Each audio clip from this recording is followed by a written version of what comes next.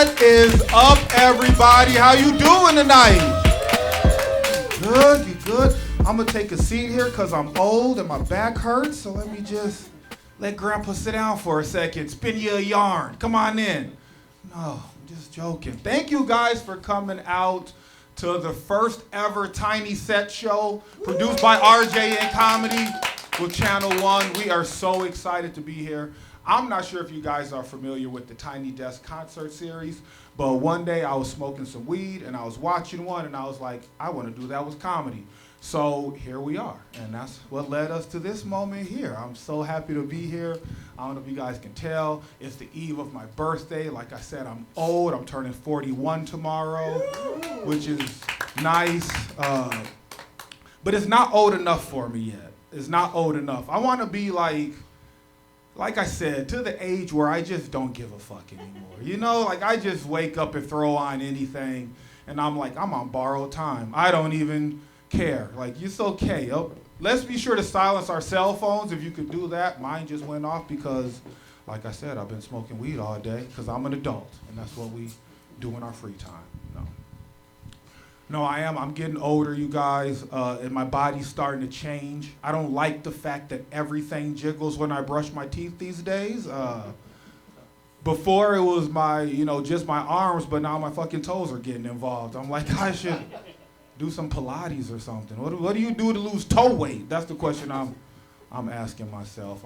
I'm old. Like I'm to the point where I can use the excuse I just slept wrong as a reason to call off work, and like my bosses get it. You know, they're like, oh shit, you slept wrong. Should we send flowers? Like, at what age did we forget how to sleep? Like, how do we forget how to sleep? Like, I have a 3-year-old, and she slept in the car for 3 hours on the way to Detroit. She woke up spry as I don't know what. But if I don't use my special numbers pillow, I gotta go on limited disability. This is bullshit, is what I'm saying. That's bullshit getting old. There are cool things about getting old, like you start to develop old people's superpowers. I like that. Like credit is a new one I discovered. Shit's fucking useful. I don't know if you guys ever used it before, but I like it. No. I have the ability to feel it in my bones now, which is nice. Because I remember growing up, like I'll be going out, my grandma will be like, baby, my elbow's acting up. You better take an umbrella with you. And I'm like, Grandma, it's 80 degrees and sunny. It's not gonna rain. And then like half an hour later it'll rain. I'd be like, God, that fucking weather witch, I should have listened to her. Like she knew what she was talking about. But the problem is I'm 41, so I'm like an elder millennial. So my ability to feel it in my bones is way less useful than my grandma's. Like when I'm traveling doing comedy, I can go into any town I've never been before, and I'm like, God damn it, my knees acting up. They don't got a Qdoba here. I can feel it in my bones. Some fucking Chipotle? Oh, I'd rather not. I can go into any building I've never been before, and I'm just like, fuck, my back's tightened up. They got shitty Wi-Fi here. I can feel it in my bones. I got T-Mobile. I ain't gonna be able to send nothing out. Might as well throw me in a cave. That's what I'm saying. Getting old's nice. You can say like old people sayings, which I love old people sayings because they don't have to make sense. Like, because at one point in time they probably did make sense, like during the Great War or whatever. But like, you don't have to know old people sayings like these days. I just can't wait to get old and my grandkids are like, all right, granddad, love you, see you next week. And I'm just like, all right, Scooby-Doo-Doo-Wah, love you. And they're like, that's fucking wisdom. I don't know. You know, I don't know what that means, but I know someday I'm gonna use that.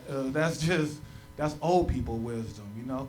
I wanna be old so I can just call babies ugly, you know? Like, cause that's just, because you gotta be nice with your friends when they have a baby and the baby's got like a strong face. You know, you gotta be like, oh, it's gonna have a great personality. You gotta say nice stuff, but if you're like 70 and above, you can be like, that's unfortunate. Just like, I love it, man. You guys having a good time? You ready to get this show kicked off? Let's get really hyped, let's really clap. Let's bring our first comedian to the stage, or to the booth. This booth is dope. Give it up for the booth, y'all, give it up. This is the dopest place I've ever performed in, for real. Let's bring our first comedian. He has a great podcast coming to us from Grand Rapids. Jon Houser, everybody. Keep it going for Ricarlo, everybody. Ricarlo.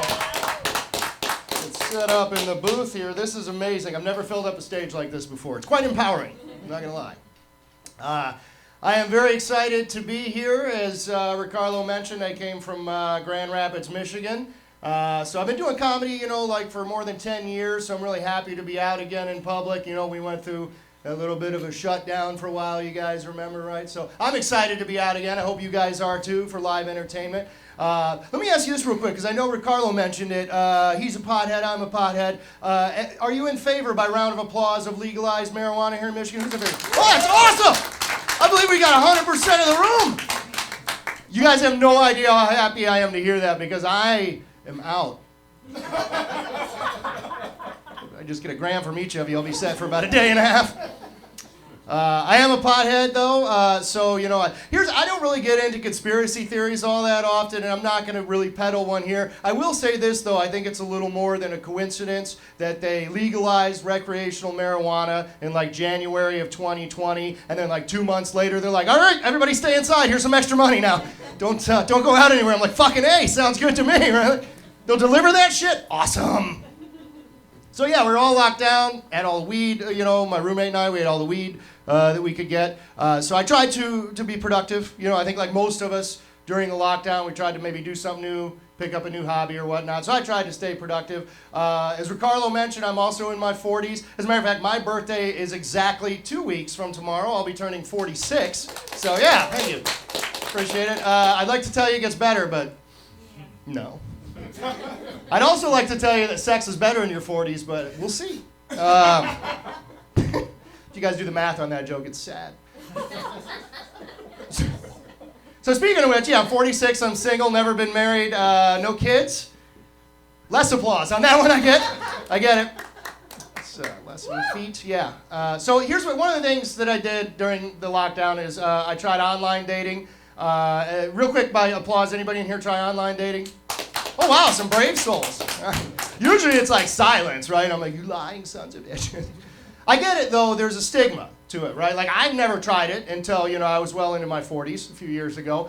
So, I get that there's this whole stigma behind it. But I gotta tell you folks, I'll be the first to admit, could not have been more wrong about it. Like it is incredibly insightful, these online dating sites, right? Like I can't tell you the exact one that I use because I don't want anybody to see this set and like get, sued or anything. But I'll give you a hint. It rhymes with Match.com. Nobody's gonna see this. It's not. But no, I tried Match.com, right? And folks, I gotta admit, I was completely wrong. I get why so many people are getting into happy relationships now. It's quite simply the technology, right? Like it's 2024 now, folks, and I was absolutely astounded with the technology they have on there. In fact, I would encourage everyone in this room tomorrow to go on and start a Match.com account. Like even if you're in a relationship, go on and do a joint account. Like just check it out. Like, don't do anything. You just got to see the technologies at work. Because I was on there, I went on there, set up my profile, took about an hour, got myself, pictures of myself, like, rock climbing and, like, at a bonfire and stuff. And, like, I love walks on the beach and wine and cooking at home, whatever. So I had my profile all ready to go shopping, or whatever they call it. And so I'm out there and I'm swiping around, right? And after an hour, like I finally found this profile of this really attractive woman. Like she was my age as well. We had a lot in common. And it's still very intimidating, even online, to make that first. So I'm sitting there, I'm about ready to send her a message, and I'm kind of staring at that blank box. And all of a sudden, folks, like I said, I'm in my 40s. So in the 90s, there was this really helpful program in like high school and college called Microsoft Word. Right? Some of you may remember that. And this thing was so awesome that no matter what you were doing, you could like be staring at a blank screen, type one letter, and out of nowhere would come this little paperclip guy on his bicycle, right? I think they called him Clippy, right? He'd just roll out of there after one letter. It didn't matter which one you typed. And be like, hey there, John. Looks like you're trying to write a resume. Would you like some help? Like, yes. Like, how did you know? Like, that's awesome. Can you check my orientation? First 2 weeks? Clippy was great, right? Like, he would fill all that shit out for you. Well, folks, believe it or not, he's over at Match.com now. I know, right? Like, blows your mind. So I'm staring at this blank message box trying to figure out the right thing to say, right? And after a few seconds, here comes Clippy out of nowhere, right? On his little bicycle. He's like, hey there, John. Looks like you're trying to lie to a woman. Would you like some help? I'm like, yes. Like, that would be great. No, see, now she's shaking her head. Now I get it. Now I don't want you to, that's, a joke, obviously, but let me be clear about this, because sometimes the lady, I would never lie to a woman to take advantage of her, or for any reason, really, right? In fact, I'm such a nice guy that I don't like lying in general in any circumstance, and quite frankly, when I try to lie, like, I just screw it up, and then I end up, like, just speaking truths that nobody needs to know that early. Like, especially when I meet a woman for the first time that I'm attracted to, right? Like, ma'am, if we were, like, I know I met you earlier because I'm stupid and I thought you were a comic, but, like, if we were, like, to meet in a more, like, hey, I'm hitting on you situation, which I can't do now because I blew it, but, and you're seeing my set, not a lot of powerful positions to come from. So, but anyway, like, I would just, not only would I not be able to lie to you, I would just start telling you things that you had no business knowing that early on, right? So to have, like, Clippy would be amazing just to pop, because, for example, right before the pandemic, I was in Nashville, Tennessee, right? Doing a show at a really cool club, full bar and everything. And after the show, I'm sitting at the bar, and people are coming over, and high-fiving me and telling me how awesome I was, like I'm sure you guys will do here shortly. So this girl, sure enough, after the bar, I see this really attractive blonde. She's kind of eyeing me, and then, she kind of sees her opportunity, and she kind of stumbles over. She's like, hi, hello, hi, how are you? She's like, I saw your show tonight. Are you really single? I'm like, yes, I am. She's like, oh. It's like, well, my name's Brittany. I'm like, of course it is. That's, yeah. I'm like, well, hey, Brittany. I'm like, well, I'm glad you're single. So, like, you're really single, and if you're really single, I just want to tell you that I think you're really funny, and I think funny men are very sexy. Right? Like, if I didn't have her at that point, now, like, my hair was shorter at the time. We'll get to that later. But she kind of leaned in. I wasn't wearing a hat, and she saw this little leftover scar on my forehead, right, where I had some stitches removed a few days earlier. And so she's already worked out. Then she sees this. Oh, is that a scar on your forehead? Were you in a bar fight? Are you a sexy, dangerous, funny, sexy man? I had her. Like, you guys know where I'm at. Like, no way I can screw this up, right? I'll raise you one. I looked and I go, no, Brittany, I didn't get in a bar fight. I stood up off the toilet way too quickly. Like, yeah, just kind of got lightheaded, blacked out, hit my head on the sink on the way down, right? Like, I'm bleeding all over the tile floor. I tell you, if my mom hadn't come downstairs to do some laundry, I might have died. Like,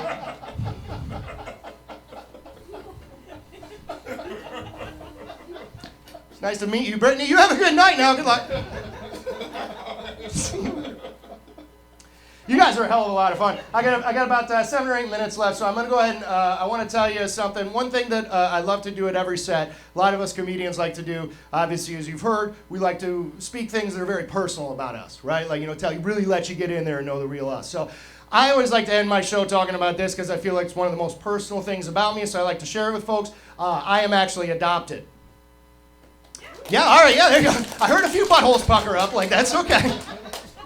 Like, you get used to it, but no, I want to let you folks know it's okay. We're going to laugh about it for a few minutes, and quite frankly, after the show, if you want to talk to me. In fact, I want to remind you, the last thing I'll say about the lockdown, I am a pothead, and I try to be productive, so I went ahead during, as Ricarlo mentioned, I started a podcast with a couple of my buddies. We've been doing it a couple of years now. What we do is we get really stoned, and then we bring a guest. The guest is there as well, and they get stoned. We all get stoned together, and then we read a fairy tale. Yeah, it's called Blunts Upon a Time. So, if you guys would like a t-shirt, I got t-shirts, sweatshirts, coffee mugs, all kind, long sleeve, short sleeve, all kinds of cool stuff. Or if you just want to figure out where you can follow it, I got a cool little QR code you can scan. You can check out our website, buy stuff, find all. We have 2 full seasons. Going to start season 3 soon. Ricarlo's probably going to be on that. Maybe even Devarron, maybe even Brandon. I don't know. We'll see. We'll see what they're willing to do for it later. So guys, like I said, I'm adopted, so if you want to come up afterwards, talk about the podcast, ask any questions, that's fine. No matter what, even if you don't want to buy anything, please come by and say hi to us. We like that. So one of the most common questions I get asked, in fact, about being adopted is people will be like, well, John, when did you find out that you were adopted? And that's a fair question. And the reality is I was only 3 months old when I was adopted, so I don't really remember being told. I just kind of always knew that I was adopted. It was just kind of out there. I have one sibling. I have an older sister. She's 4 years older than me. She's a real child. You get it, right? Like, you follow? Joke. So she obviously knew I was adopted because I just showed up one day when she was 4, right? And looking back on it, I realized that, while we knew that, like you parents know, that's a very heavy subject to give young children, right? So we misused it. So I'd like to just share 3 quick stories before I get out of here. One of my first favorites was when I was like 10 years old and my sister was like 14, right? We lived in Brighton, Michigan. It's Christmas time. Parents took us out to the mall. It was like in the 80s. And at that time, you could leave your kids that age alone for a little while you go off and do some Christmas shopping, right? So they left us alone. And of course, my 14-year-old sister's job as the older sister was to watch out for the well-being and the safety of her younger brother. And of course, as the 10-year-old younger brother, my job was to make her lose her shit. And I was gifted too. Like, it took me 90 seconds, folks. My parents were gone for 90 seconds. My sister had enough. She brought a crowded mall at Christmas to a halt. Just, hey, you knock it off. Right now! Because if you don't, when Mom and Dad get back, I'm going to have them return you like the 3 brothers I had before you. Like, what? Yeah, it was kind of messed up. I definitely outkicked my coverage on that one, right? Like, oh, okay, you got me, right? I was humbled. But even as a humble 10-year-old, I was still smart enough to kind of put that knowledge in my back pocket and be like, okay, that can be used as a weapon. All right, I'm gonna keep that in here now. So fast forward 6 years later, I'm 16 years old, I'm having this knockout argument with my dad, as we always do as teenage boys, right? And I decide it's time to assert my authority. So at one moment in the argument, I remember that I had the nuclear option. I'm like, now is the time! So I puff out my chest and I look at my dad and I go, you know what, Dad? I don't know why I have to listen to you anyway. You're not even my real father. Yeah, judge the fuck out of me on that one, right? The moment I said it, I experienced the feeling you all just, I was like, no! Right? Like, I couldn't believe it. I've never felt worse in my life. But I've now also never been more astonished at my old man because he didn't even blink. He just looked me dead in the eye and goes, well, of course I know that, son. Why do you think we try so much harder with your older sister who's our real child? I'm like, God damn. All right, Daddy, I'll just go to my room then. 3 weeks, 4 weeks, sold. All right.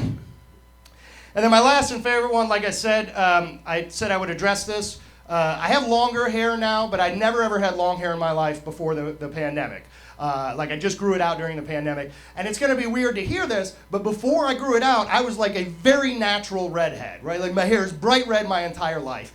You can't really see it in the beard anymore because it's gray now, but I used to, like, it turned blonde up here, so because if in my sideburns, I kind of have like this Mason ginger line now, so like everything to the south is still pretty red, like all the way down to my fur. But from up here, it's just like changed to this weird blonde, and it's all happened naturally. I haven't done anything to it, so I don't know if I'm a trans ginger now or what. What's going on there? Yeah, all right. Takes a minute. But as a little kid, red hair, right? And when you're a little kid with red hair, you stand out. Especially in a family like mine, Houser, they're very German. So my sister and parents had like, dark hair and olive skin and soles. And so I stood out, so people were constantly asking. And at first, my mom was very honest. She's like, oh, he's adopted, so we don't know where he gets his red hair from. Like, where does he get his red hair from? We don't know. And then they felt awkward, so she felt kind of bad. So she decided, even though she hated to lie to people, she'd come up with this one little white lie. So she had my sister and I out. My sister's like 5 and I was 1. Sure enough, we're at the grocery store. She's got us alone. My dad's at work, And this girl at the checkout counter sees me there in a little stroller. She looks down, sees my red hair, and freaks out. I said, oh my goodness, look at your little boy. He's so cute. He's a little carrot top. So adorable. Where does he get it from? My mom just immediately looked at her, ready to use the lie. She's like, oh, well, he gets it from his father, who's at work right now. Fair enough, right? Worked for about 5 seconds of silence until my 5-year-old sister was standing there, all of a sudden looked up and went, hey, wait a minute, Mommy. You don't even know who his father is. Yeah, I don't know if you've ever seen a 1-year-old come out of their stroller to chest bump and high-five their 5-year-old sister in a grocery store, but I can tell you one thing for certain. If they had YouTube and cell phone cameras around in 1979, I'd already be famous and you would have paid something to see this show tonight. So that's been my time. Thank you so much. I'm Johnny Houser, folks. Please come and see us in the back. Jon Houser, everybody. Thank you. All right, so we're doing an interview, yeah? Yeah. Awesome. That was the fun part. What's the fun part? Cool. Very fun. Yeah, interesting. Yeah. Yes, very much. Camera guy, give it up for the camera guy. Yes, camera. All the staff, give it up for everybody. Everybody here, so everybody hard Channel tonight, 1 guys. Studios. Giving their free time. So. All right. So first question, John, is at what age did you realize that you were like funny, like actually, truly funny? Well, I can tell you the first time I ever did stand-up was in 5th grade. Oh wow. Yeah, and I kind of knew I was funny, but I had this really great teacher, and one of my best friends, we were both kind of class clowns, so she decided early in the year when it came time to teach us about how elections and politics work, that rather than fight us, she would embrace us and say, we're going to have an election for the class clown. So each one of us had to give like a 5-minute stump speech, which was essentially a stand-up routine. So yeah, I did that at the age of 11. So I kind of already, always knew I was going to be funny, but that was the first chance where they were like, all right, put up or shut up. That was early on. That's yeah. what's up. She was a great teacher. She really was wonderful. Yeah, I had that same thing growing up because I was like the class clown. So they gave me time at the end of class to just, okay, Ricardo, just get it out. Yeah. Well, and a smart teacher knows in that circumstance, better not to fight against them. Right, just let them get it out of their system and then try to control the chaos. Exactly. Yeah. Cool. Yeah. So, all right. When do you think of most of your jokes? Like, I think a lot of my jokes in the shower. So when do most of your jokes come to you? Yeah, I've certainly had the shower thoughts for sure, without a doubt. It can be any time. I mean, as comedians, we spend a lot of time in our cars on the road, oftentimes by yourself. So I'd say, a lot of that alone time when my mind is just left to wander, certainly on the road. A lot of things will pop into my head, but it can be any time of day whatsoever. There can just be one little funny thought that pops into my head, and then, we jot it down, put it in our notes or whatever, and, then I'll come back. But yeah, I mean, on the toilet, in the shower. I mean, I've woken up in the middle of the night, but oh, what was that?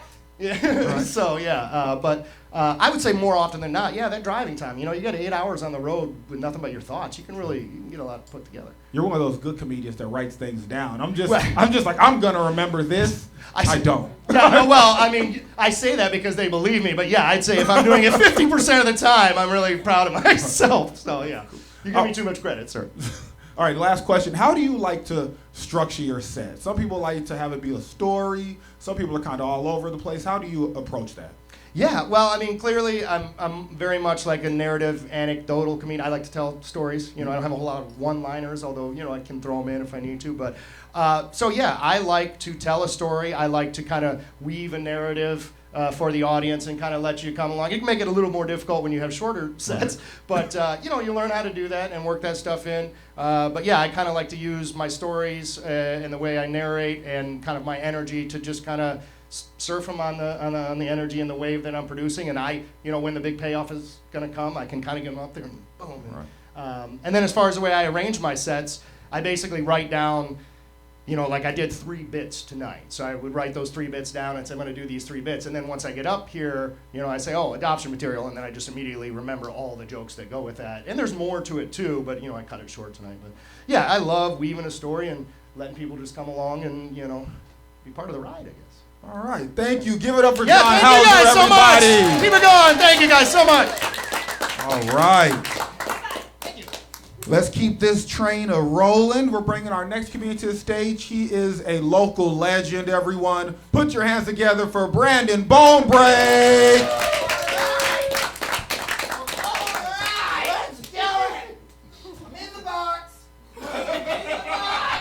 I'm in the box. I'm not leaving the box. John's out here being all bold. I'm not fucking with that. You guys worked real hard on this. I appreciate it. I'm glad to be doing stand-up in my hometown. I started in Lansing. It's great because where else can I do stand-up next to the movie theater where I shit my pants when I was 8? You can't find that on the road. That home touch. How far does this go? As far as you want it. Is that so? Well, okay. Just gonna pull until we hear a pop. I saw both. I'm a dad, by the way. Just for context. Yeah, I'm stuck. Yeah. No, it's fine.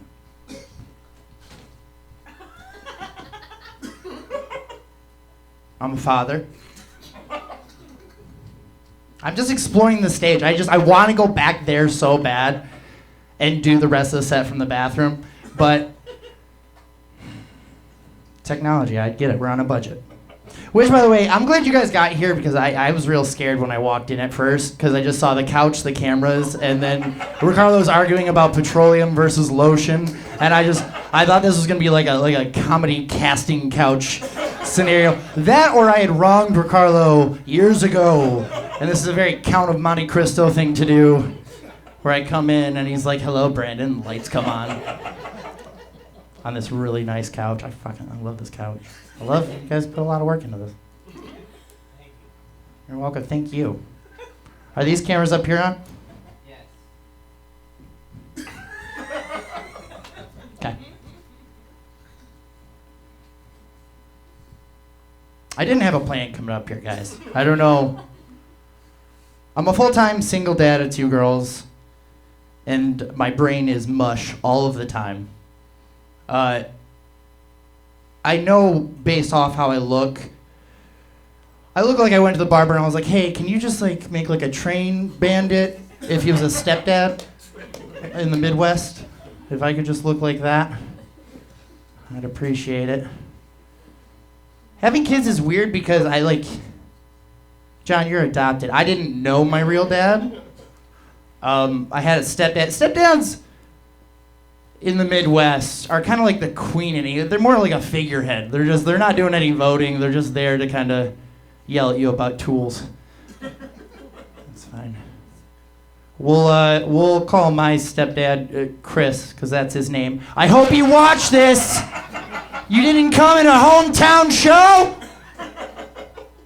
This awesome art space. He's like Ron Swanson if he wasn't funny. It's such a bummer. I thought I knew who my real dad was.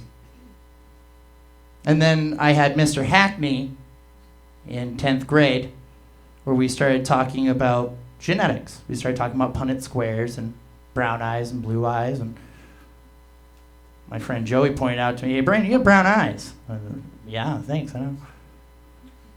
Don't both your parents have blue eyes? And I asked Mr. Hackney about that. He's like, that shouldn't be possible. Oh, no. We're going to talk about sex. We're just talking about sex. We're changing the subject. That's how I found out my dad wasn't my dad. And then my mom told me when I was 27 who my real dad was, reached out to him, and he was like, nah. And I was like, okay, cool. That's fine. Don't be sad. It's literally, I think if I'm funny, the only reason is because it's like a load-bearing coping mechanism that won't go anywhere. It's like, my comedy is just a foundation of my entire existence, and if I don't have it, I'll die. It's it's not healthy, but it works. I guess you either laugh, cry, or die, man. I want that as like a tramp stamp. Laugh, cry, or die. For the one guy I lit fuck me in my 50s or 60s when I decide to go all fucking weird with everything. Get a van, start doing stuff with turquoise. Maybe become an electrician. I don't know, guys. Having kids is weird because nobody prepares. I've read fucking 5 books. I've read every Instagram story, every TikTok doctor. I've talked to my therapist, my doctor, and nobody prepared me for the day that my 3-year-old ran across the room, open arms, and I was like, oh, she's coming to get me. Oh, this is the cutest thing she's ever done. And then she bit my dick. She landed on the shaft with her teeth. Yeah, you can shake your head. I was shaking my head too. I was afraid she was gonna shake hers, and then I was like, nobody prepared me for that. And you can't hit them. You can't make them feel weird about it because they're just figuring stuff out. So my I don't know why, but I was like, how do you get dogs off? And I plugged her nose, and then she got off, and then we had a long talk about privates. And now she says bye-bye to my privates every day. I won't bite you today. And I'm like, I'm so glad I taught you to speak. It's hard because I'm a girl dad. I got 2 daughters, and it's so frustrating for me trying to get them dressed because they're toddlers, and toddlers don't want to get dressed in the first place. Fuck you. Fuck your clothes. Fuck your society. Toddlers don't care. They are all anarchists. They want it to burn down. But it is so frustrating for me to not be able to say to my daughters, do you have any idea that I am the only man in your life, probably, that's ever going to wrestle clothes on you? It's me or a healthcare professional. The rest of them probably gonna try and do the opposite. But I can't have that talk. I try to be honest with my girls about everything. Like, they start asking, where did we come from, Daddy? Where did we come from? And I can't tell them $2 PBRs and then a special at Taco Bell in 2018, and your mom really had she settled that night. Explaining settling to your children is hard because they're just like, I don't get it. And you're like, well, the financial stability, man, I get it. Like Eric in The Little Mermaid, not that great looking. I think we can all agree he's probably the fucking ugliest prince, right? No? Okay, that's fine. Oh, back in the box. I wrote down some notes, 2 of which I just wrote fuck polar bears, and then I wrote it in bold after that. I think this is going great. I think you guys are doing great, by the way. Can you just guys give it up for yourselves real quick for being here and like actually being supportive? Oh, no. I recently took a 23andMe because I had expendable income for 5 minutes. And I found out that I'm just a little bit of everything. Like literally everything. It's just like 3% here, 5% here. I'm Japanese. I'm North African. I'm ethnically Jewish. Just didn't want to blow anything up. Blow it out of proportion? No? Okay. Took 23andMe. Found out I'm Native American. Not enough to get money, but just enough to be annoying at parties.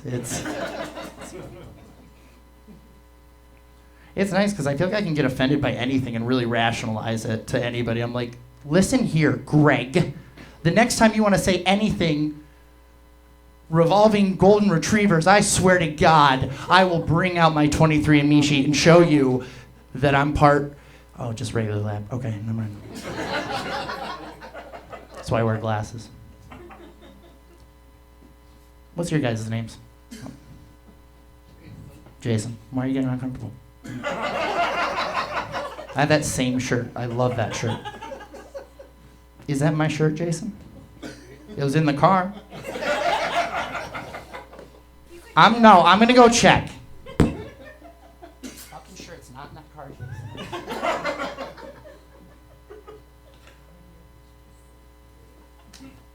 Where's my car, Jason? I'm sorry to everybody else that has to deal with Jason's bullshit. Sorry, you seem really nice when you were talking. What's your name? Autumn. Cool. Why are you with Jason? Because he's funny most of the time. And he probably has 2 vehicles now. That's fine. Okay. And he's got a lot of really nice shirts. Obviously, Jesus. Need to stop living out in my car. And he was a single girl dad. Oh, so he gets it. I saw that dead look in one of your eyes. Just girls are mean. They're the meanest people. My daughter called me a loser the other day, like, and meant it. And I was just like, what makes Daddy a loser? And she was like, well, in your heart, you're a loser. But in your soul, you're a champion. I was like, I don't know what the difference is. She said to me the other day as I got out of the shower, Daddy, when I grow up, I want to have boobies just like you. And I feel proud because I'm like, oh man, they want to be like me when I grow up. But also sad because I didn't realize I had boobs.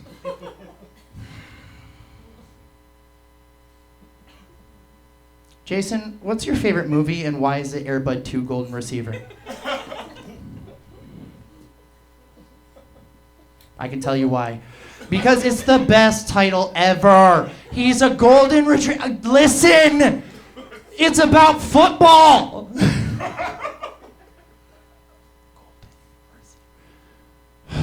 I love, somebody had to be doing a lot of coke when they came up with Air Bud, and then kept doing it, because then like they're like, well, what if for a sequel we have them playing a different sport? And they're like, damn it, Greg, that's a slippery slope. And now we have Air Buddies, which are superhero puppies. Air Bud 35, Paws at Law, where Air Bud gets hit with a sexual assault charge, and he has to defend himself in court.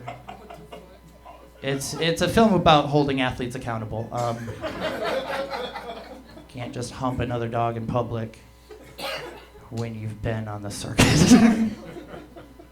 What is this made out of? You. Me? God, I love that answer. Find myself doing weird dad. I realized I do dad noises. And I've been doing them for years. I literally have just been like, that's how I breathe. Nope. You have third person just sitting there going, Brandon, what? Why are you going every time you move? And I'm like, you know. My back hurts. I wear orthopedic shoes. Stop doing drugs. Well, not really. I just got prescribed them, so it's a different, same thing. I have ADD, so I'm prescribed Adderall, which is great if you want to pre-peel all the oranges in your fridge before you go out, or do your taxes for the next year, or call all your ex-girlfriends while you're way too high. Guys, how much time do I got left for Carlo? For this train wreck? 2 minutes. 2 minutes! Sounds like enough, gang. So, Petersons, what do you want to talk about for the last 2 minutes? Whatever you want. Whatever you want. Just say it. We love you. I hate you. God damn it. These are my real parents. They adopted me at 31. It was a weird time to do it, and I think it's for the tax break. Change the tax credit. It's the only way I'll get grandkids. Oh, yeah. Jesus Christ. Grandkids. I don't think I'm gonna see my grandkids, mostly because I don't know any old Brandons. Do you know any old Brandons? Did you go to Grandpa Brandon's this Christmas? No. Is it a new name, or are we all dying young? I say Brandon, not Brendan. Those guys are fucking psychopaths. And if you're in here, any of you named Brendan, I'll see you outside. After I fight Jason for my car. Guys, I'm going to end it on that. And I just want to say thank you so much for being here, for laughing. Keep it going for Brandon. Everybody. Louder when I do it. Woo! See that? Camera too. All right. I've never met an old Brandon before. Now that you, has anybody ever? What's the oldest Brandon anybody's ever met? 31. I'm on borrowed time. Do you understand? I'm not supposed to be here. I'm like a Macy's. All right, to the question. So, Brandon. Yes. When did you realize you were funny? Oh boy. I actually understood 2 weeks ago when my daughter told me that I was funny. And I said, if she thinks it, it's gotta be true. Before, I just got in trouble a lot for, the metric was like, how much could I piss off Mrs. White in 4th grade class and have everybody laugh at it. Right. And then if I did that, I was like, I'm funny today. That's it. Yeah. Just it was day by day early on. Yeah. Okay. Oh yeah. But now the daughter gave the stamp of approval, and you're like, I'm fucking funny all the time. Oh well, yeah. I mean, I'm a god. I'm a god in her eyes. So, That's all that matters. Yeah. All right. So, when do you think of most of your jokes? Shower, driving? When are you thinking of your jokes? 15 minutes before the show or high later that night after a show. Where everything got going and I'm just chilling out and I'm like, fuck, I should have said that thing about Adam Sandler, and then I didn't. Okay. All right. How do you like to structure your set? How do you? The praise seems that you just kind of whatever comes out. There's 2 phases to it, not to sound like a douchebag, but the first phase is like figuring out if something has merit, if it's actually funny, and that I usually have like an outline of just like topics, and I'll go through them and just see what comes out on stage, what somebody said, like what happens, like what are we finding out about it. And if it's good, I'll keep it, and then second phase, once I get enough of those together, I just chunk them in by category and topic so that I can remember them easier. All right. That's a very adult, in-depth answer you gave. Not my in the shower. No, yeah, sorry, lots of therapy. I didn't ask for it. It was mandated. Okay, and here's one question I'd like to ask my comedian friends. And how do you know how to be funny? Like, how do you know how to put words together that are gonna elicit laughter? At this point, at 33, I've been doing this since I was like probably 5 is when I started like, oh, hey, making people laugh is fun. It's like muscle memory at this point where it's, it depends on like where I'm at, how I feel about that person and everything else. That's when I'm like, oh, I'll be funny now, and it's just like an automatic thing. It's almost like a secondary emotion, like anger or something. You know, like I'm mad right now. I'm being funny right now. Yeah, it's just an automatic response. Oh, that's one of the best answers I've ever got. Give it up for Brandon, everybody. Thank you. All right. You don't get this on Netflix. We got sleeves coming off. You might get this on Tubi. You might get it on Tubi. All right, you guys ready for our next comedian coming to us from the east side? All right, put your hands together for, I'm gonna say this wrong, Hope Hiller, everybody. What up, y'all? First of all, that's my Facebook name. That's my Facebook friend. No, but my stage name is the one true love Sharms P. So allow me to reintroduce myself. My name is Ho. Hey, no, I'm just talking stuff. All right. Sorry I'm late though. Sorry to waste your time a little bit. Like he said, I came all the way from Detroit. Yeah, thank you for that. That's awesome. That's awesome. Yeah, I walked all the way over here just to get away from my kids. Yep, I'm working for free. Anybody else booking, I'm working just to stay the hell away from them. They get on my nerves sometimes. I love them, though. I love them. I got 3 of them little bastards. No, seriously, I got 3 boys, guys. They're 19, 17, and a 2-year-old.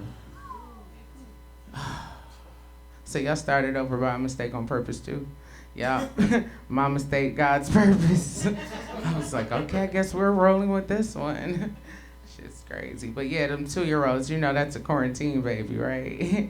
But wasn't nothing else to do but to do. Don't judge me.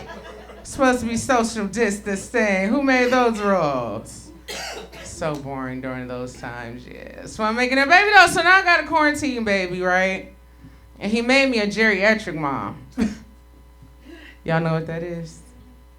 I just touched the mic with my lip. I think I'm gonna go die now. No. I hate when that happens. No. But yeah, geriatric mom is when you're too old having kids. Yeah, just a little bit too old. I know I was confused too when the doctor told me, I had a telehealth appointment. The weather was like this. I was a little late logging in because I was driving there not. I'm just always late. Anyway, yeah. He told me like, yeah, you're high risk. I'm like, how you figure? We're over the phone. You haven't even touched me yet. He's like, yeah, because it says here, you're a geriatric mom. I'm like, geriatric? When you think geriatric, you think like old and senile, right? Nope. I was like, this pussy ain't geriatric. That's how we got in the situation, Dr. Sir, ma'am. They need a better geriatric mama pregnancy prevention kit, don't they? They got them. It's called Tiger Tubes. I got that shit done as soon as I had that little one.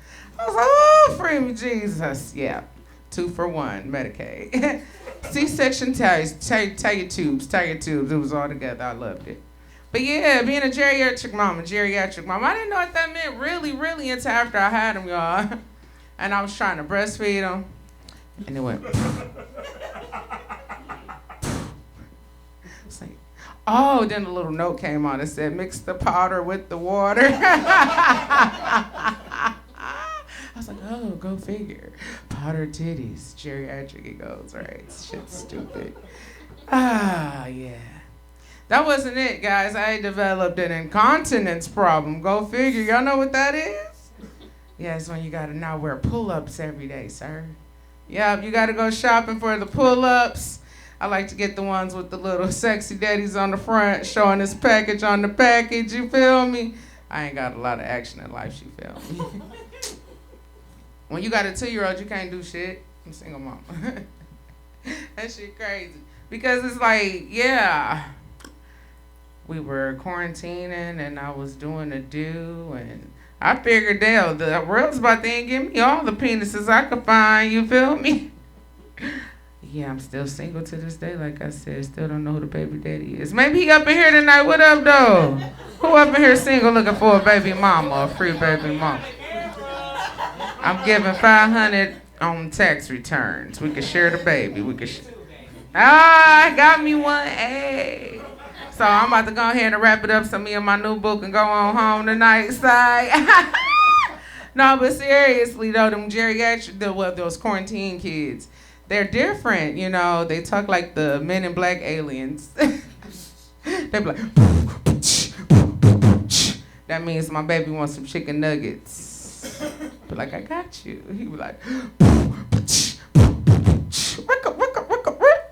oh, you want ranch with that? I got you.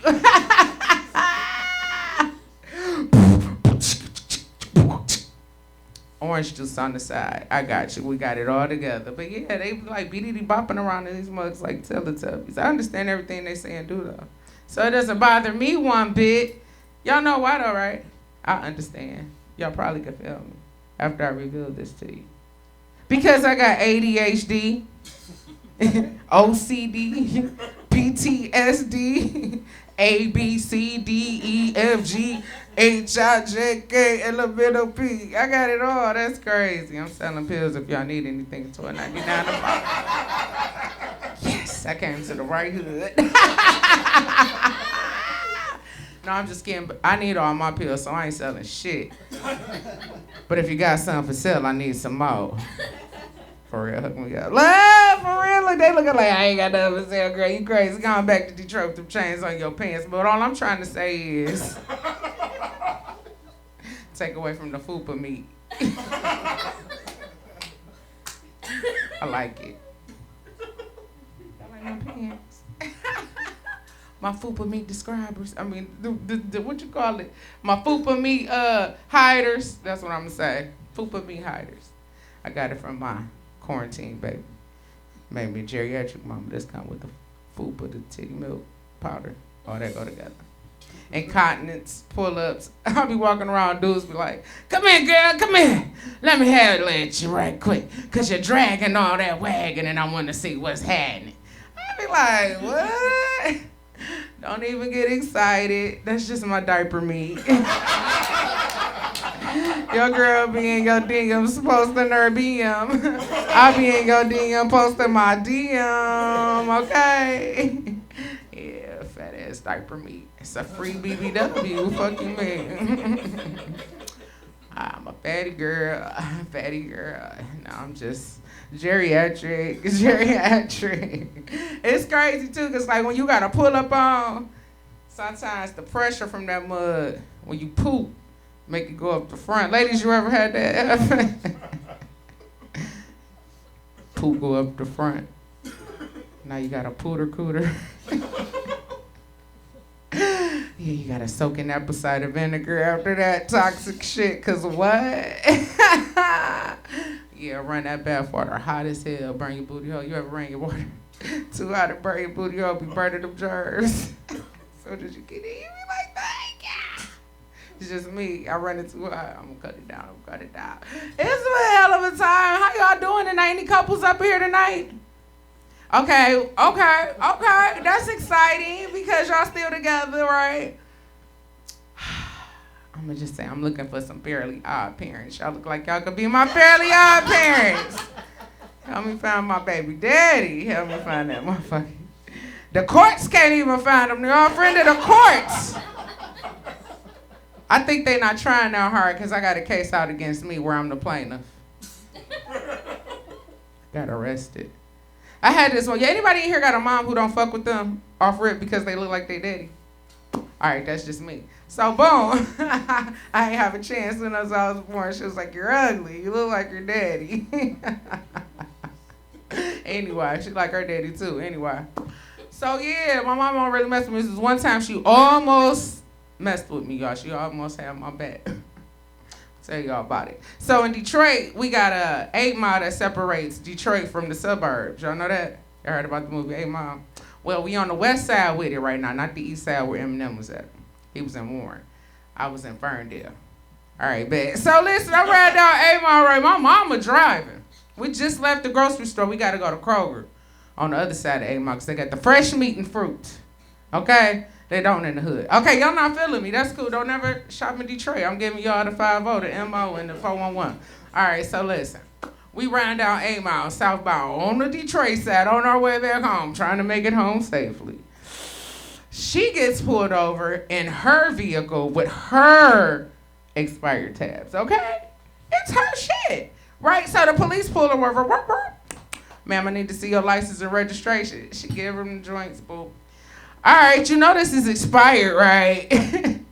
She's like, yeah, I was just about to get it fixed. You know, she played her elderly role on them, you know. Ooh, I got an appointment or something. All right, ma'am, hurry up and get that together. Well, ma'am, we need to see your driver's license. I looked around, I like, you know. I said, who, me? He was like, yeah. I said, me hablo no inglés. He said, ma'am, I need to see your driver's license. This is not the time to play. I was like, well, I ain't got it on me. I ain't even got it on me. You know, I was like, you can't make it have it on you. I ain't got it on me. He said, well, what's your name? I bitched up and told him my real name. Y'all, I was like, Sharmika. And he went and looked it up, y'all. He came back. He said, ma'am, I'm sorry to tell you, but there's a warrant out for your arrest. I said, what? I know you lying, because I ain't did nothing, right? He wasn't lying, y'all. He proceeded to take me out the car and proceeded to arrest me. My mom was like, hold on. Who gonna take these groceries in the house? That was the time she almost messed with me, y'all. I say, shit, you here since I'm about to go on break. I let that mug arrest me. I went in happily, like, come on. That was crazy, didn't the mug? How much more time I got? 4 minutes? Dang, time go by. Oh my God. Y'all see who just walked up in this mud? Cat Daddy and his crew. Give it up one time for DJ Cat Daddy. Boy, you about to do the bebop, boys. You about to get up here and do the dance on them. Hit them with it. We got the same Kazills on. This fresh to death. Where you come from? Where you from? Where you grew up at? You from Muskegon? That's how Ski talking now? Damn, I need to come visit more often. What y'all got, Foreman Mills out here? Where you get that outfit from?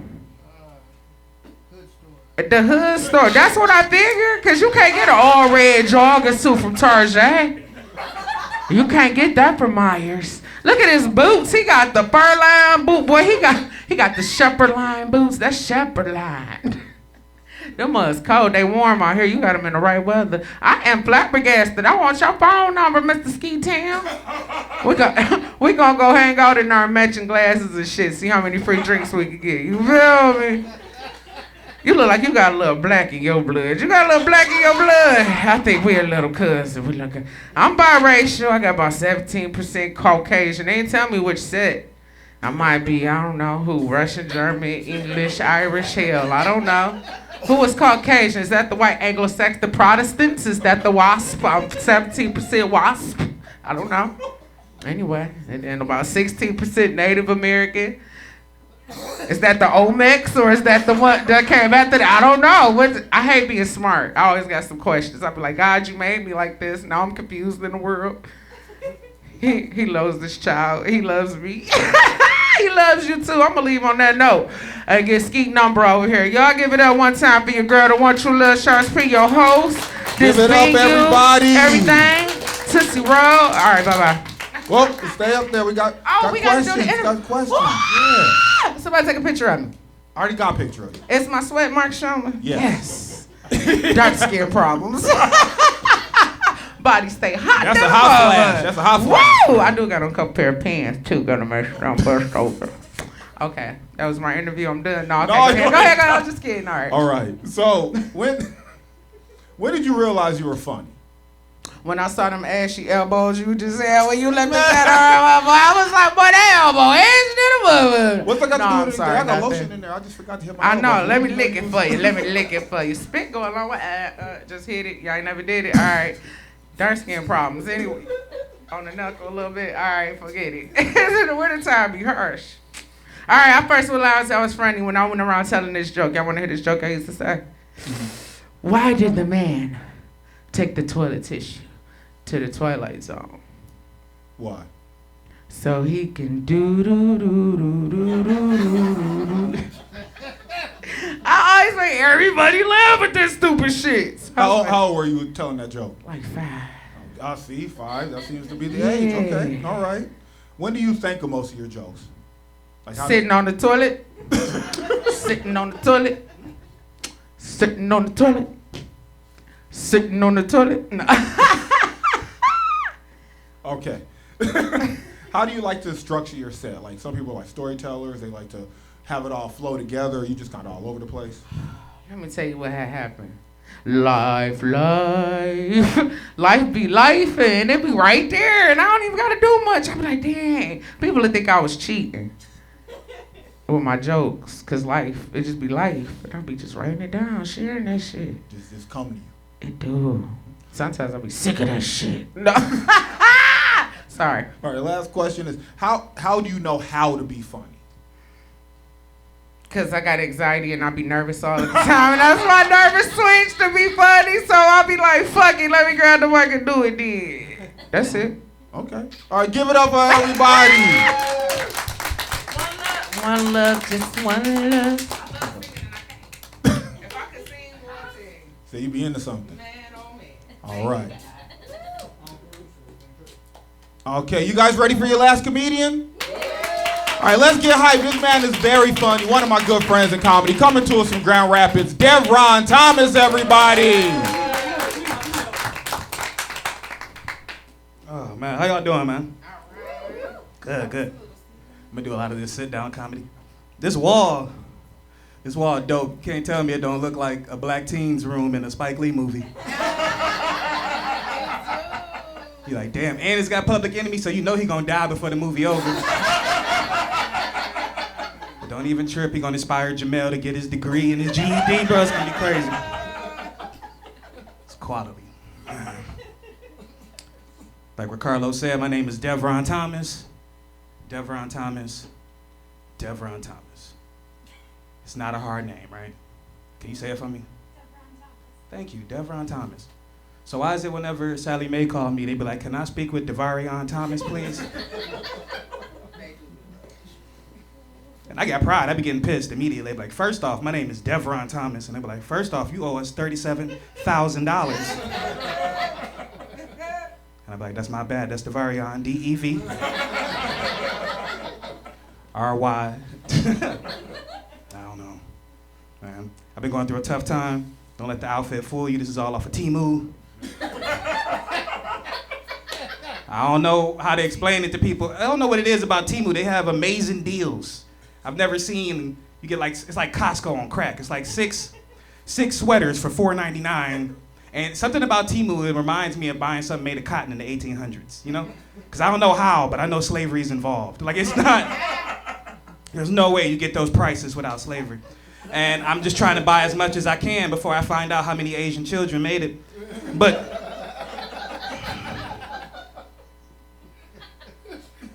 I'm doing what I can, man. I'm broke.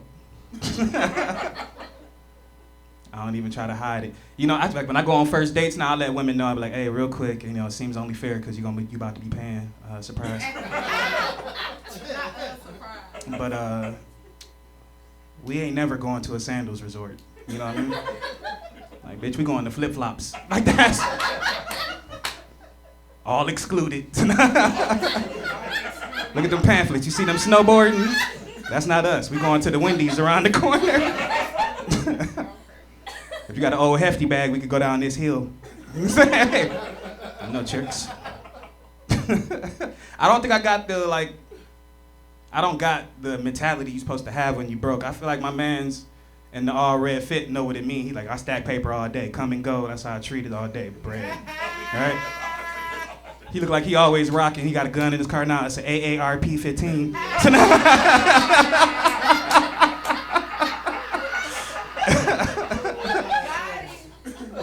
Nah, man, clean, bro, clean. You gotta fucking get some money. That's what they tell you immediately. But I have broke fun. You know what I mean? Do y'all have broke fun? What's broke fun for you? You couldn't even keep the lie going. That ain't broke fun. That's a mistake. That's what you. It's supposed to be fun at the end of it. Okay. But man, I don't know. My favorite broke activity, me and my ex would go to open houses with no intention or ability to buy that house. I don't know if you've ever wasted a realtor's time. It is incredible. You gotta do it at least once in your life. Show up. Show up. They got hope in their eyes. They be having waffles in the back. Just try it, right? And me and my ex, we just go room to room and just start judging shit. We'd be like, well, what's your name, realtor? James.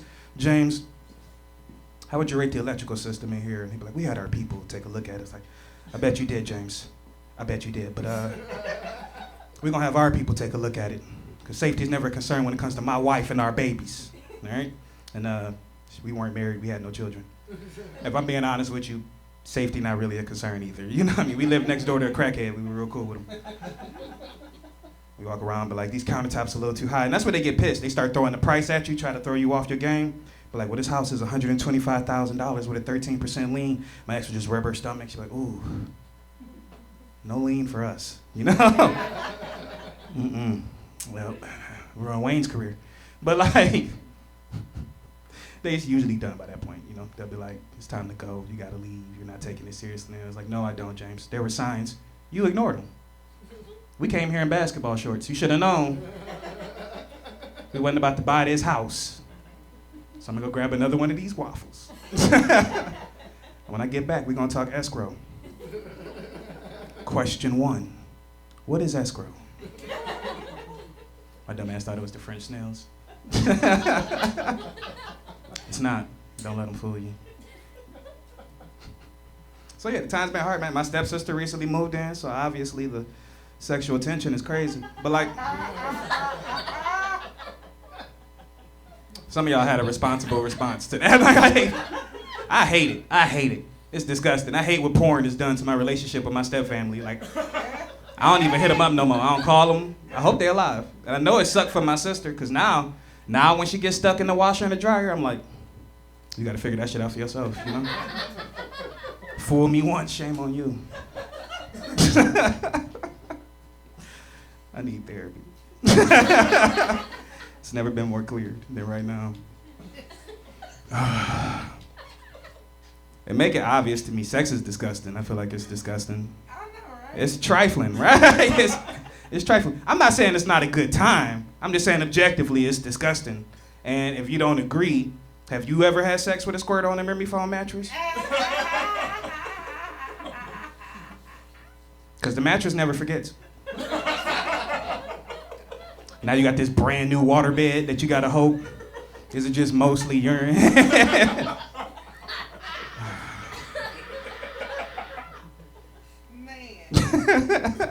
I've never seen neck muscles tighten so immediately as after I said that to you, ma'am. I'm sorry you had to experience that.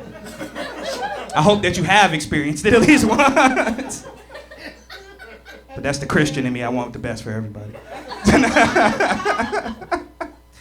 I used to hate going to church as a kid. I thought it was the worst. My grandma and I were all Chicago-nites, Chi-town kids. And we would go to church every Sunday, and we would get there at 7 and leave at 7 the next day. And I'd be like, bitch, do we live here? Like, what is going on? And I'd all these questions. She would get mad all the time. She'd be like, don't fucking play with God. Don't ask no questions, boy. Don't ask no questions. And I'd be like, I don't feel like these are weird questions. Like, question 1, you said, you know, we didn't have no money and we couldn't get McDonald's, but you put $150 in the collection plate. How's that cool? You know, step 1. Question 2, why do you keep talking to pastor? He's not interested in you. All the women he likes is in the front row.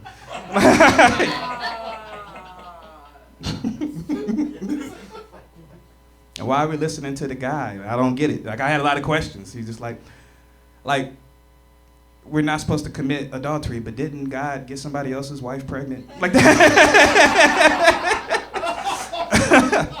That blew my mind when I first read it, man. Like, that's how we all kind of got around. We got our savior that way, man. How you know you ain't out here making the next savior? You have no idea. Whenever I get nervous going to hit on somebody, I just like to imagine God hitting on Mary for the first time. Like, what up, girl? How you doing? She's like, get out of here. I told you, I got it, man. He's like, I don't care. I don't care. Your man ain't me. He was like, he a lame. You wanna know how I know? Because I made him, and I made him a lame. She's like, you stupid guy. Oh, man. So I need therapy and a blessing. I got to get out. I got 2 situations I'm putting myself in right now. I be trying to spend my time learning facts. You know, when I'm bored, I'll try to get on Reddit. It's not a good place to be, but it's a good time. You'll learn a lot of random shit. And I've learned a lot of random facts. Like the craziest thing I've learned, and I tell people this all the time, ancient Egyptians believed that their god, Atum, nutted the world into existence. That's not a strong enough reaction. I said ancient Egyptians believed that their god showed up, put his dick in a black hole, and then blah, consciousness for all of us. And then was just like, I can't raise a universe right now, and got the hell out of there. So to honor this, ancient pharaohs would masturbate into the Nile River, right? Don't wince at me, this is them. You know what I mean? This is history, this is fact. And it made me honestly feel like shit immediately, right? You're not thinking of this from their angle. That's a lot of reverence for the act. They're doing this in their heads to honor their father, the mother, the creator of everything they've ever known or ever will know. I did it because I had to be at work for 2 hours. That's fucked up. That's not no reverence for the act. I'm not honoring my creator. So, you know, after self-reflection, you know, sitting down, taking some soul time, I'd be like, now when I get the shea butter ready, because I'm classy. Like to kiss it up, like, this one's for you, mama. Like, she don't appreciate it. I started finding these old video games. Cause like I'm a closet geek. I grew up a closet geek for years, you know what I mean? I had to stop because I found out it's a lot easier to get laid if you just don't bring Goku up at all. So like, they should have brought that shit up in sex ed. It would have sped the process up. But like you can't really bring it up on the first date and just watch a woman's vagina dry up like an 8 p.m. gas station donut, just air sucked out of the room. Like somebody crinkling Lay's at our dinner table, that's wild. What's going on? Bro. What was I about to go into? I got sidetracked telling y'all my life story. It do, don't it? Especially if you smoke before you come here. Oh, man. It's always a mistake. And I can't tell how high I am because her shirt looked like that 70s show, so I've just been watching it. Like the room been spinning. It get real serious when you turn to the right and right into fucking LL Cool J's soft lips. It's like, pause. Now I found this old video game called Michael Jackson's Moonwalker. Oh, man, yeah. Have you heard this? You say this is the most weird fucking game I've ever seen in my life. Because first off, you play as Michael Jackson. Already weird. All right? At least like a 7 out of 10. And all you do is tee-hee through drug dens, killing drug dealers with moon dust, while you have a monkey on your shoulder and rescue children from closets. Right?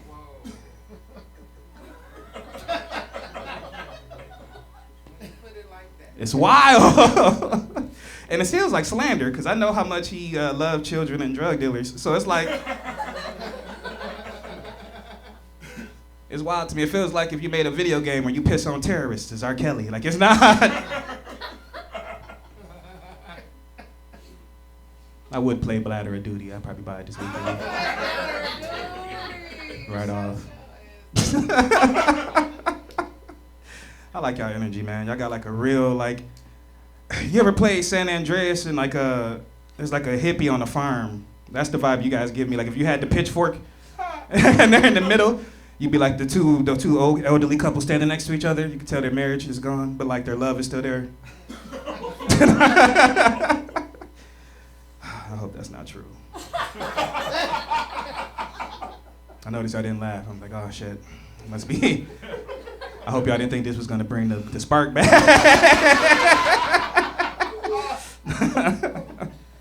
Oh man, I'm just kidding. I'm cynical because I went through a breakup not too long ago.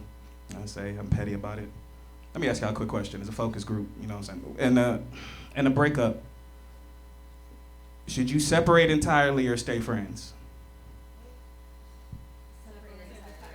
Separate entirely? All right, y'all full of shit, but it sounds nice, right? It sounds good. I've heard good things about separating entirely. I haven't really pulled it off. But staying friends sounds stupid too, because I've never had a job like fire me and then be like, wait, you're still gonna send emails sometimes, right?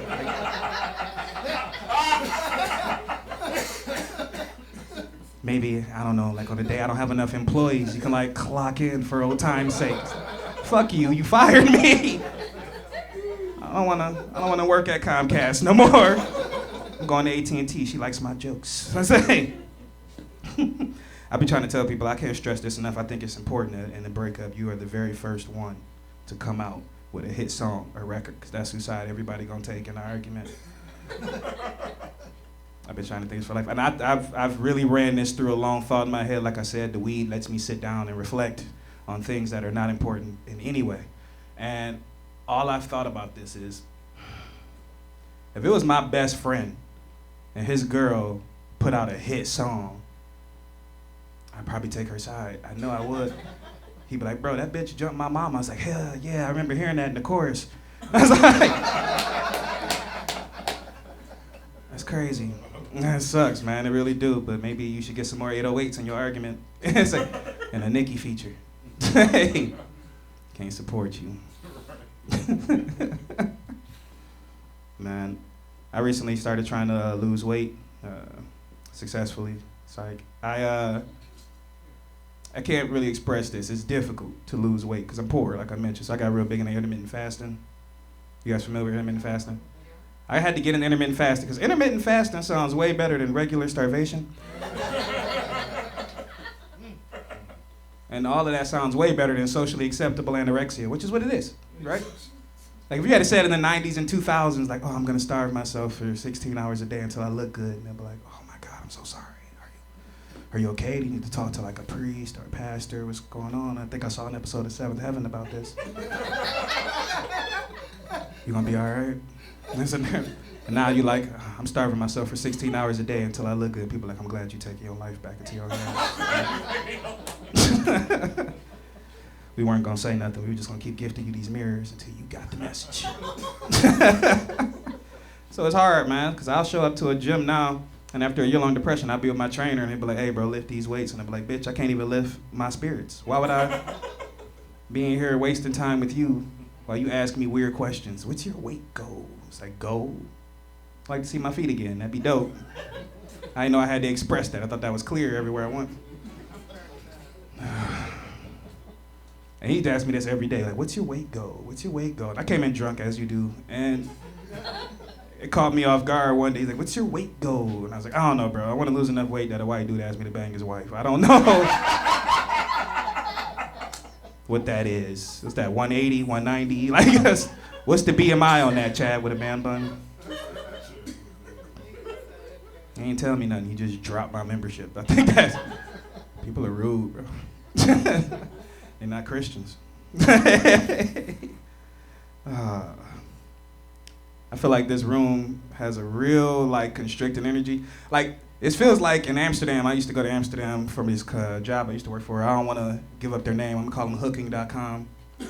And this looks like a red light district sex room. Like, if we're not about to shoot amateur porn, I don't know what else is happening.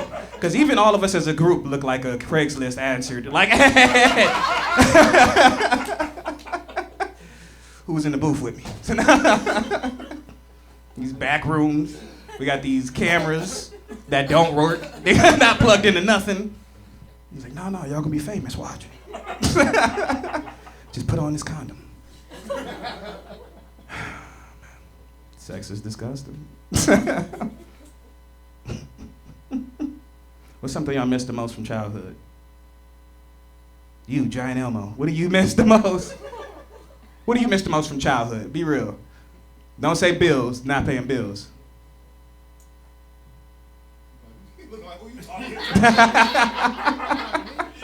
What do you miss the most from childhood, man? Man, I had so much fun.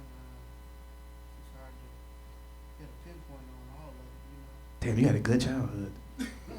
Because my dad gave me the same come and go shirt, but I thought it was a secret message because he didn't come back.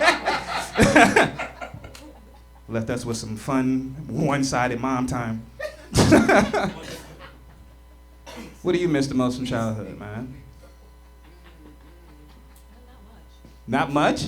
You're like, no, this is the best time of my life. What the fuck is going on in this room?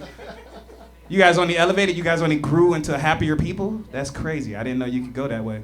I'll tell you what we missed. We actually did go outside and play when we were kids. Oh yeah, I missed that too. Hi, you ever played this game called Hide and Go Get It? Not quite. It's a children's game where a bunch of kids play hide and seek and try to get freaky with it. Let's say The older you get, the worse it's the it sounded bad back then because I was a book reader, so I was like I don't think we should be doing this, fellas. You know.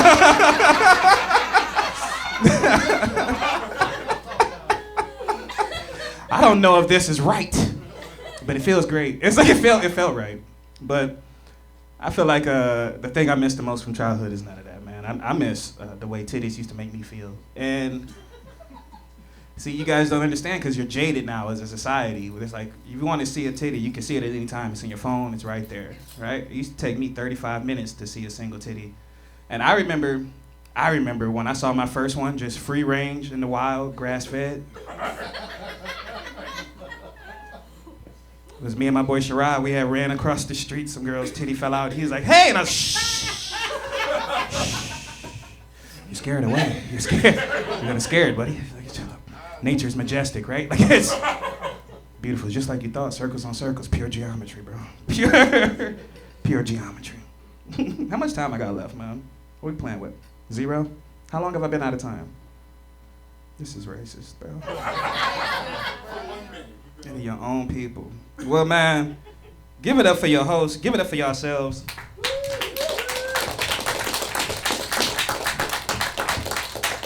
Keep it going for Devarron, everybody. Keep it going for Devarron. All right. So Do I owe you $37,000? Yep. Get my fuck, damn. All right, never mind. So when did you realize you were funny? What age? Probably like 14, 15. How did it dawn upon you? You was like, oh shit. I was in class and this kid was trying to make fun of me. He was a fat kid, and I was like, I feel like you seduce women by seductively opening double cheeseburger wrappers with your tongue. And I hit the room. They had the teacher laughing, and I was like, okay, I could do something with this. I'm gonna put the cartoons down for a while and focus. I got a talent here.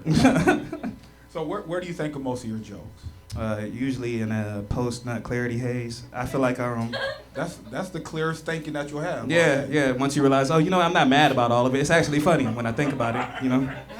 Like now that I didn't had time to reflect. I should tell people that on stage.